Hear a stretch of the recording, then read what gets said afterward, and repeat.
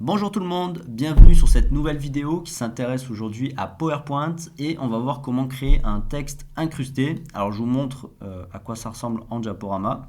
Donc ici, ça c'est le genre de choses que j'aime bien utiliser en fin de présentation. Donc là on a The End et vous voyez que les arbres en fait passent devant le texte. Donc ça je le fais beaucoup avec des images de forêt et j'utilise aussi les bâtiments, ce qui est un grand classique dans ce domaine pour faire donc du texte qui est, enfin des bâtiments qui passent devant le texte dans des grandes villes ou des choses comme ça. Donc on va voir tout ça. Alors pour commencer, je vais repartir sur une page blanche. L'image ici que j'ai sélectionnée, je l'ai récupérée sur Pexel. Donc ici sur Pexel, j'ai tapé tout simplement forêt et j'ai pris celle-ci. Mais bon, il y en a plein d'autres qui s'y prêtent, donc je vous laisserai choisir celle qui vous passionne le plus. Donc nouvelle diapositive. Je vais faire une diapo vide. Voilà. Et je vais copier-coller mon image, tout simplement, pour repartir avec l'image. Donc idée de conception, on ferme et on y va tout de suite. Donc là, je vais insérer ma zone de texte.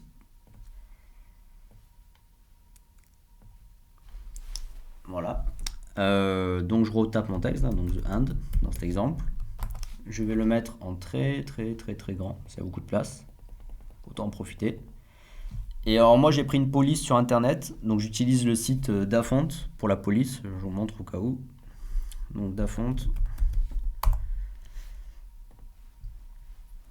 Et donc là j'ai pris, alors, je sais plus combien, je crois que c'était, je la tape ici, celle-là. Deadly Advance. Donc là si vous allez là-dessus, la petite barre de recherche, Deva, Deadly Advance. Donc j'ai pris celle-ci, donc là vous la téléchargez, c'est un zip. Et ensuite, vous cliquez sur un fichier OTF de mémoire et ça l'installe automatiquement. Donc après, il faut juste fermer et réouvrir PowerPoint pour la mettre en place. Bon, après, des polices, vous allez sur Dafont, il y en a des centaines de milliers. Donc je vous laisserai regarder ce qui vous intéresse le plus. Donc, je vais réduire un petit peu parce que là, du coup, c'est un peu trop grand. Voilà, là, c'est pas mal. Donc je regarde que les lettres soient plutôt bien positionnées, quoi. Faut pas non plus que les arbres ils coupent trop les mots, sinon on comprend pas ce qui est écrit. Donc c'est important aussi de vérifier que le texte sera bien positionné. Voilà, là ça me paraît pas trop mal. Je pense qu'on devrait comprendre que c'est un H et que c'est un N. Alors, on y va. Donc maintenant, on va mettre le texte en forme. Donc pour ce faire, je vais devoir le convertir en forme, parce que là en tant que texte, je peux pas faire ce que je veux. Donc pour ce faire, je vais insérer une forme.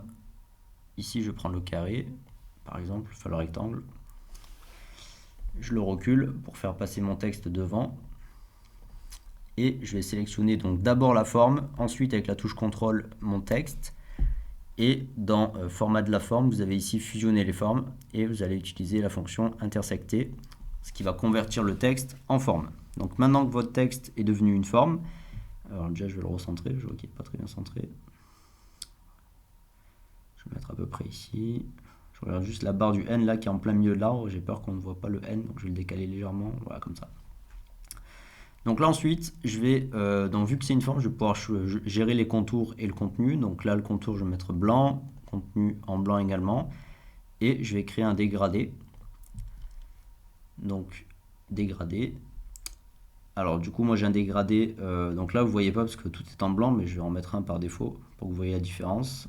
Donc ici j'ai pris un dégradé linéaire et j'en ai pris un de haut en bas, comme ceci. La barre du milieu je la supprime, donc je clique dessus, je clique sur supprimer. En haut je laisse en blanc, en bas je vais mettre en blanc également. Par contre sur la valeur du bas ici je reste cliquer dessus, enfin je clique une fois dessus pour la sélectionner plutôt. Je vais mettre à peu près 50% de transparence, ça me paraît pas mal, voilà. C'est pas mal. Donc, maintenant, et le contour, tiens, je suis étonné, j'ai pas l'impression qu'il y a un contour blanc. Voilà. Un contour blanc. Ok, nickel. Maintenant, l'idée, ça va être de faire passer l'arbre devant le texte. Donc, pour ce faire, je vais dupliquer ma diapositive. Et sur la duplication, je vais venir zoomer sur, on va commencer par le H dans mon exemple. Donc, je vais venir là, tchouk. Et je vais insérer une forme et je vais prendre celle-ci. Donc ça c'est une forme libre en fait, c'est vous qui allez cliquer partout pour faire la forme. Donc je fais un premier clic en dessous du texte et je clique de temps en temps pour faire le plus proche possible de l'arbre. Alors tant pis pour les branches qui dépassent, hein. Ça sera à peu près. De toute façon, concrètement, les gens en présentation, ils ne devraient pas trop voir la différence. Ok, donc là, je passe de l'autre côté. Je redescends.